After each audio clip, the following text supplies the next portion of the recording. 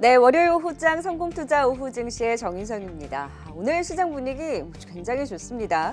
장 초반까지만 하더라도 좀 눈치 보기가 있었는데 현재 중국 증시가 무려 4% 급등이 나오고 홍콩도 3%의 급등, 그러면서 미국 나스닥 선물도 1% 넘게 오르면서 지금 글로벌 증시 전반적으로 굉장히 강한 탄력을 받고 있습니다. 그러면서 우리 시장도 함께 상승에 동참을 하면서 견조한 월요일장 보내고 있는데요. 이제 다시금 2200선을 바라보면서 열심히 상승폭을 확대해 나가는 시장, 현재 코스피는 1.5% 상승, 코스닥 시장도 코스피 시장 대비로는 탄력이 덜하긴 합니다만 그래도 동반 상승 속에 오늘 굉장히 강한 월요일장 보내고 있습니다. 시장 막판 주제의 세계로 여러분의 오후장 책임져 보도록 하겠습니다.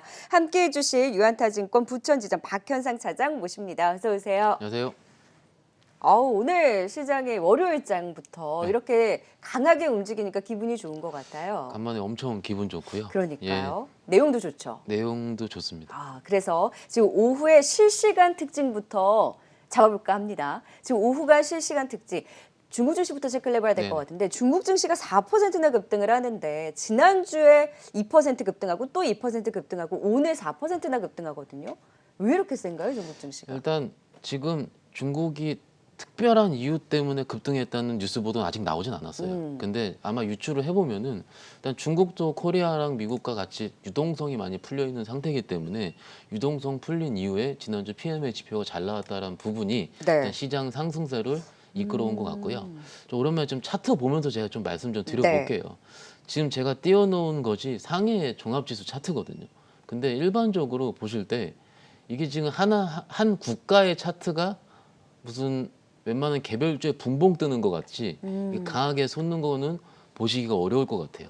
보면은 좀 자세히 보면은요, 이렇게 강하게 땡기고 있거든요. 네. 그러면은 이게 지금 비단 그냥 좋아서 하는 것이냐, 아니면 내부적으로 유동성이 발동이 되는 것이냐라는 부분은 저는 추후적으로 좀 후자 쪽으로 말씀을 드리고 싶고요.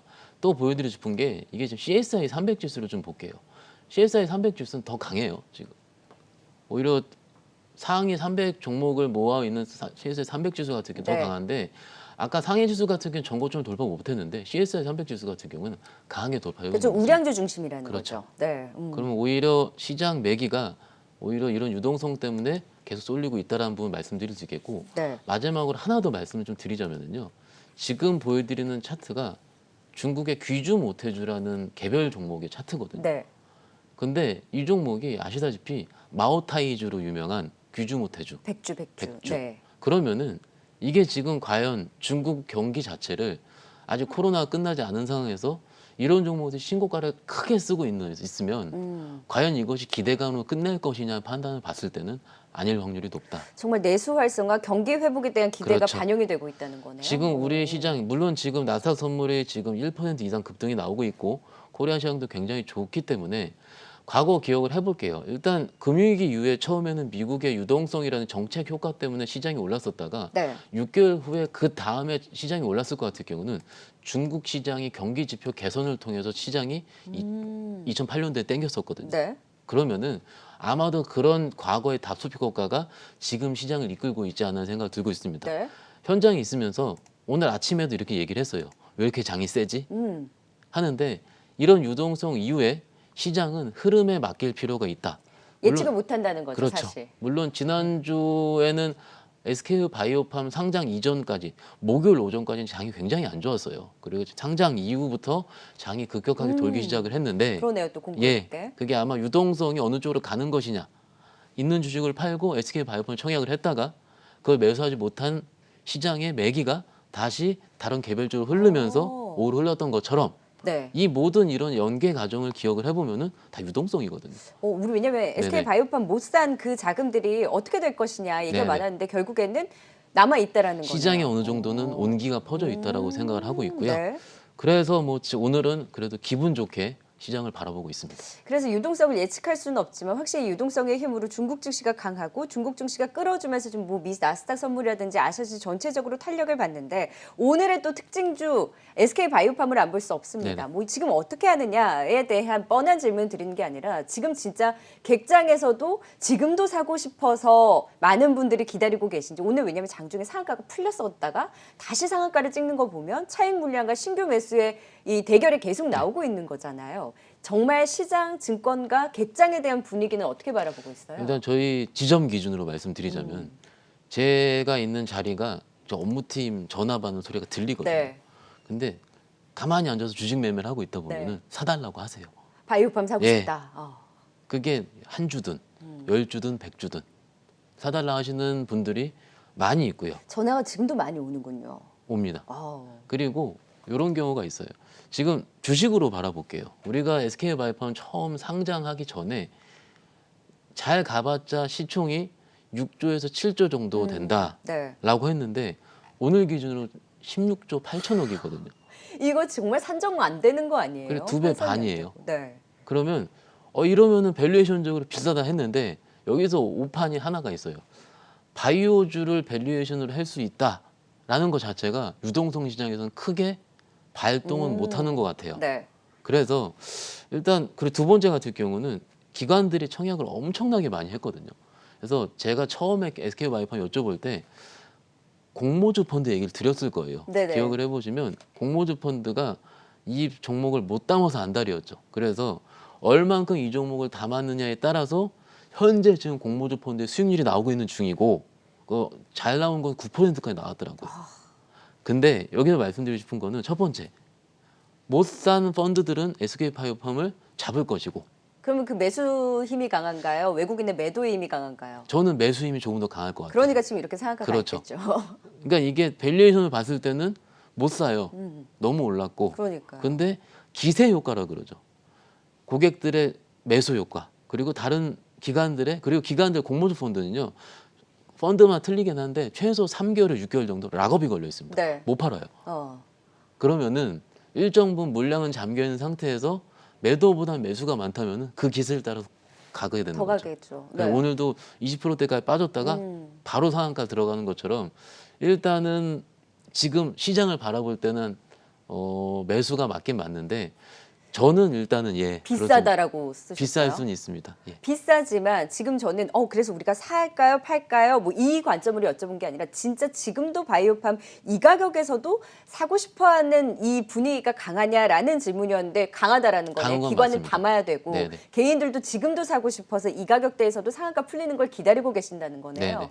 그러면 지금 밸류에이션은 부담스럽지만 더 갈 수 있는 기세는 비쌈에도 불구하고 지금까지도 시장에서는 뜨겁게 나오고 있다라는 바이오팜에 대한 좀 실시간 분위기까지 오후장 좀 실시간 특징주 이야기를 나눠봤습니다. 그러니까 시장도 유동성으로 더 갈 수 있고 예측은 할 수 없지만 바이오팜에 대한 열기도 뜨거운데 오늘 바이오팜의 효과도 있었지만 확실히 삼성전자와 또 언택트주들이 끌어주면서 지수가 강했던 부분이 있었어요. 우리 이제 대내적으로 삼성전자의 내일 잠정 실적 발표를 기다리고 있는데 최근에 실적 추정치가 많이 올라서 삼성전자가 이미 지난 금요일부터 이렇게 지수를 끌어올리고 있습니다. 내일 발표를 하고 나서 이 전후의 분위기가 어떻게 될까요? 일단 7조 원을 찍느냐 안 찍느냐에 따라서 시장 분위기가 달라질 것 같고요. 막상 7조 원이 나오지 않더라도 지금 시장의 분위기를 강하게 꺾긴 힘들 수 있다. 컨센서스는 6조 중반대더라고요, 영업이. 6조 4천억 정도 나오고 있고요. 지금 증권사마다 7조 원대를 보르는 증권사가 지난주부터 나오기 시작을 했어요. 네. 그러면은 이게 막상 내용을 뜯어봤을 때 그 추정하는 이유가요. 디스플레이라든지 모바일 쪽은 안 좋고 반도체 쪽이 좋다 이거거든요. 네.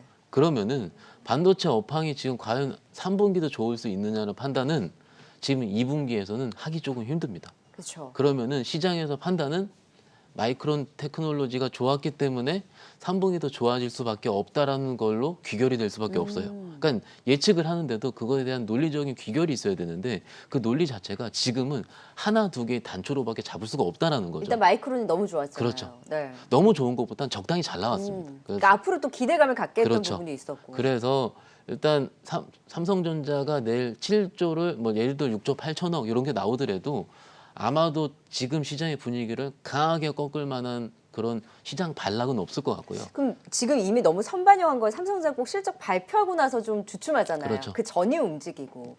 일반적으로 이렇게 이제 예비 실적 발표를 할 때 보다는 잠정 실적 발표한 한 달 후 정도가 조금 더 그 3분기에 대한 다른 그 세부적인 부분을 추정할 수 있기 때문에 확정 실적 나올 예, 때. 경험적으로 봤을 때는 일단 요거는 시그널, 시장을 보는 어떻게 보면 단초로서 받아들일 필요가 있고요.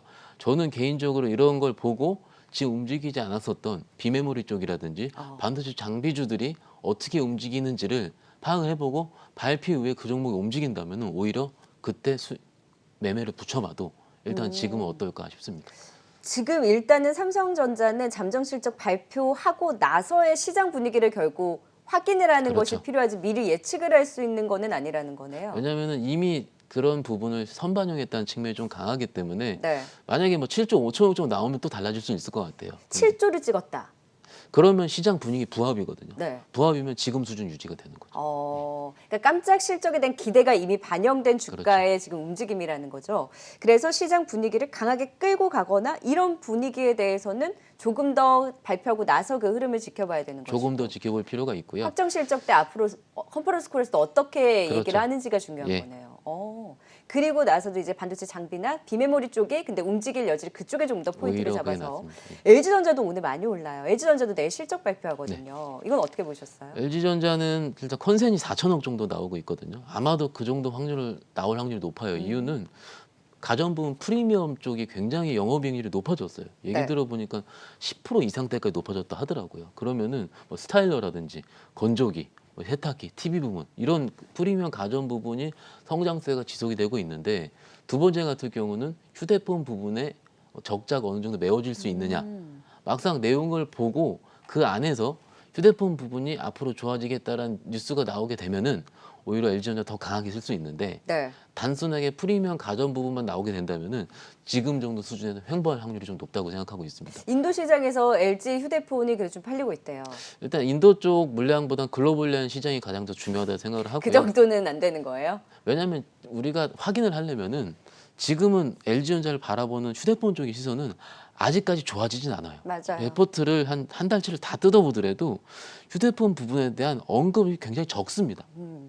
그러니까는 시장에서 분위기가 바뀔 때를 보고하는 게 왜냐하면 시간 효과가 좀 있을 수가 있기 때문에 낫다고 생각하고 있습니다. 일단 우려보다는 선방한 실적에 대한 전망이 나오면서 내일 또 실적 발표를 앞두고 움직이고 있는 LG전자이기는 하지만 매매 매력도라든지 앞으로 흐름에 대해서 그렇게 기대가 높지는 않다라는 진단인가요? 예, 맞습니다. 예, 일단은 뭐 너무 실적이 단호하게. 잘 나오면은 과거 경험적으로 네. LG전자는 좀 이렇게 좀 말씀드리면 그런데 좋을 때 매도해야지 수익률이 가장 높았어요. 네. 이게 좋았다라는 표현이 시장에서 관심이 가장 많이 받을 때가 그랬거든요. 오히려 LG전자는 상대적으로 삼성전자의 대체제 역할을 시장에서 할 수가 그쵸. 있기 때문에 오히려 삼성전자 내일 잘 나오게 되면 LG전자 쪽 매기가 좀 빠질 확률도 좀 있습니다. 네. 지금 좋을 때 오히려 LG전자는 정리를 해야 되는 종목이다. 눈높이는 좀 낮춰주셨지만 확실히 삼성전자는 시장 분위기를 함께 좀 끌고 갈 수 있는 여지. 하지만 시장에서 어떻게 반응하는지를 체크하는 것이 먼저다. 6조 4천억 원이 지금 영업이익 컨센서스인데 이 이상 7조 원을 일단 찍을 것인지 여부를 내일 확인을 해봐야 될 것 같습니다. 자, 오늘 또 삼성전자와 함께 지수를 끌어주고 있는 것이 언택트 대장인데 카카오가 30만 원을 돌파를 하면서 보면은 오늘 삼성 SDI를 제치고 올라갔고 NC소프트가 또 현대차를 제치고 시총 10위권 아니잖아요. 지금 보면 네이버, 카카오, NC소프트 대장들이 언택트 대장들이 계속 시총 상위주들 그림을 바꾸고 있는데 잘 가는 건 아는데 우리가 이 친구들을 볼 때마다 항상 그냥 지켜만 보게 되는 것 같아요. 없으신 분들 같은 경우 가격 부담도 너무 크다 보니까. 이 말씀은 제가 4월부터 드린 것 그러니까 같은데 계속 사라고 하셨잖아요. 시장 그러니까 주식을 하려면은 트렌드에 가장 민감하게 반응을 하셔야 되거든요. 코로나19 이후에 시장이 바뀌었고 세상이 바뀌었기 때문에 이런 언택트 대장주들은 지금도 매매하셔야 된다는 부분은 여전히 같습니다. 근데 저도 오늘 아침에 전화를 받았어요. 카카오 30만 원, 제가 얘기한 30만 원까지 보자고 말씀을 드렸는데 네, 왔어요. 이제 팔아야 되는 거 아니냐고. 그런데 그때랑 지금 시장 분위기가 또 틀려졌어요. 지지난주 기준으로 2분기까지만 컨센이 좋았다 나왔는데 3분기 이후도 더 좋다는 얘기가 나오고 있거든요. 네. 그러면은 지금은 목표가를 더 상향을 해야 되고 증권가에서도 33만 원까지 목표가를 상향을 네. 하고 있죠. 그렇기 때문에 추세가 좋은 입장에서는 네이버라든지 카카오, NC소프트는 일단은 보유 의견이 맞고요. 보유자의 영역이라고 네. 많이 얘기를 하시는데 여기서 이제 못 사셨던 분들이 또 그래요. 30만 원 네. 어떻게 사 이러실 거 아니에요. 그러는데 이렇게 생각하시면 좋을 것 같아요. 네이버, 카카오, NC소프트, 네카오라 얘기를 하더라고요. 네카오, NC소프트 같은 경우는 만약에 시장이 지금 좋긴 한데 또 갑자기 빠질 수가 있거든요. 그렇죠. 시장이 빠지게 되면 가장 먼저 순환매로 들어올 1등 이야, 주식이라고 100만 원 가겠어요, NC소프트. 솔직히 99만 6천 원이면 이미 내 마음속엔 100만 원이 가 있는 거죠. 그렇죠. 이미 갔다고 보시면 될 것 같습니다. 와. 오늘 아침 회의 시간에도 어떤 직원이 이 얘기를 하길래 아침에 제가 물어봤어요. 100만 원 가나요? 그러니까 이미 갔다고 얘기를 하더라고요. 이미 마음으로는 100만 예, 원 같다. 시장에서는 이미 네. 100만 원을 인정하는 분위기라 보시면 될 것 같고 일단 이 세 종목 같은 경우는 다음에도 충분히 매매할 종목이기 때문에 지금은 관종이 없다면은 관종을 꼭 넣으셔야 된다 이렇게 근데 말씀드립니다. 빠졌다라고 하는 선이 어느 정도 빠졌을 때가 우리가 적절히 신규 매수 관점으로도 볼 수 있는 자리예요. 일단 사면 안 될 수 있는 컨디션을 먼저 말씀드릴게요. 2분기 실적 발표를 했는데 컨센보다 안 좋게 나오면 빠질 거거든요. 네. 그때 잡으면 물려요. 어. 이게 맞아요.